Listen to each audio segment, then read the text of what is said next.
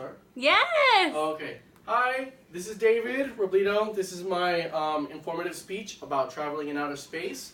We have Miss Crystal here, Mr. Juan, my wife, Miss Ashley, manning the camera, Emily, and CJ. I don't know why I dropped the Mr. and Miss, but here we go. Is it good? Okay. Traveling in Outer Space by David Robledo. Woo! Outer space, the final frontier. These are the voyages of the human race, to explore strange new worlds, to seek out new life and new civilizations, to boldly go where no man or woman has gone before. So we, as humans, we strive and we fantasize about interstellar travel quite often, and it's quickly moving from the realm of science fiction to reality. We have so much further to go still, not just in technology, but as a species. If we do not unite, if we don't learn from the mistakes of history and prehistory, we as a species will go extinct. But as we continue, and we see the current strides that we have achieved, we can see what we will ultimately need to be able to live on Mars and survive. So if we don't learn from the mistakes of prehistory and history, we're doomed to go extinct. Though Stephen Hawking has a famous quote, "Although the chance of a disaster on planet Earth in a given year might be quite low, it adds up over time, becoming a near certainty in the next 1,000 or 10,000 years.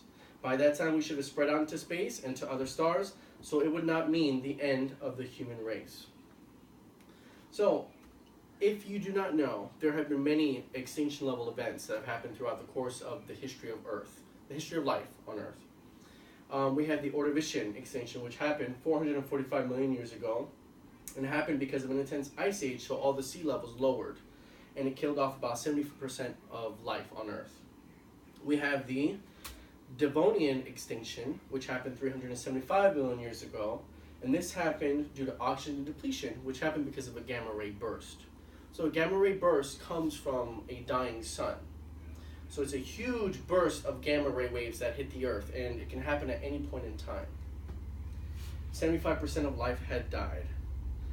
Next is the Permian Extinction, which happened 252 million years ago. This was due to an asteroid impact and a lot of volcanic activity.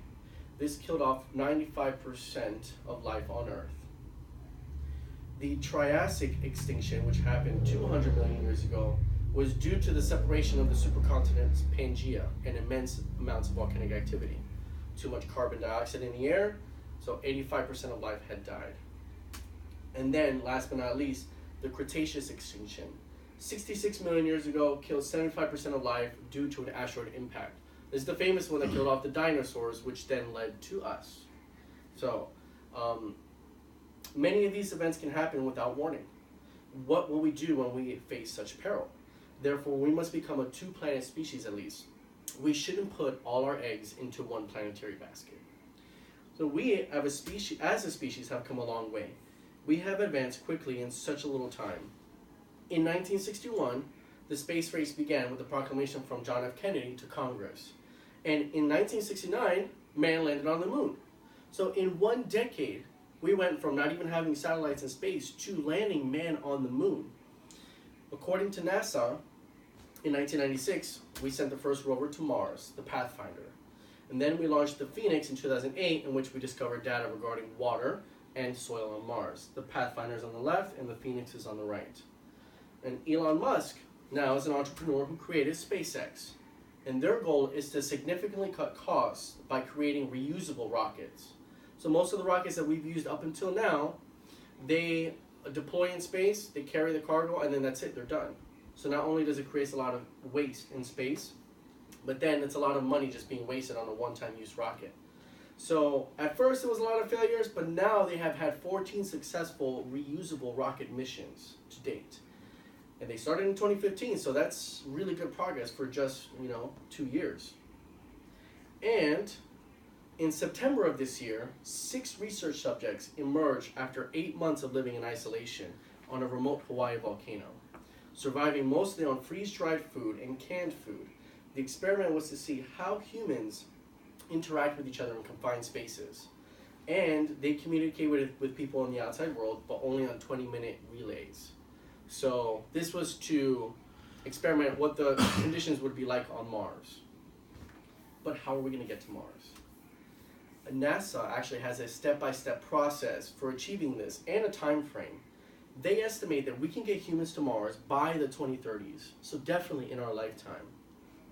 The first step we have achieved by sending rovers and satellites and orbitals to Mars to collect significant data regarding radiation, regarding water, regarding the environment. And so the second step is become Earth-reliant. Experiments are held on the International Space Station, where we learn what it takes to live in outer space and to work there for long periods of time.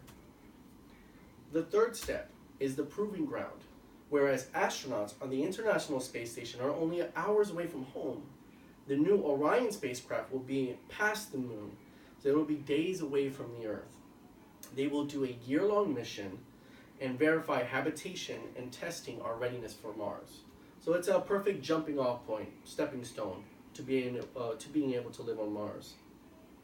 They'll also capture an asteroid and test deep spacewalking and sampling techniques using solar electric propulsion. So it's a lot like Armageddon. If you've ever seen Armageddon with Bruce Willis, and they go to the asteroid to blow it up, it's exactly what it's like. But this is crucial to being able to send cargo to Mars ahead of time. Finally, we become Earth independent. We send humans to low Mars orbit in the early 2030s. It will test the entry, descent, and landing techniques needed to get to the Martian surface and study in situ resource utilization, just meaning living off the land. Just a fancy way of saying it.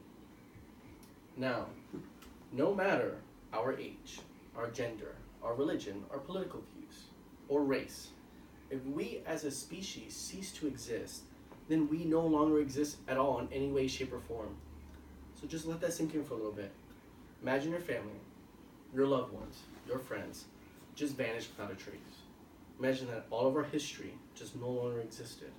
That the tremendous leaders that we have had throughout the course of human history no longer mattered. That the history of people persevering in arduous times was gone. Imagine that everything people hold dear and have made efforts to accomplish vanished for no reason.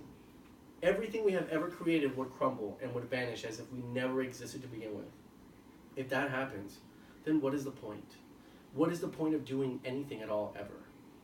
It would not matter your religion, your race, your views, because without existence, without everything we have ever done, it would be gone like a grain in the seas of time.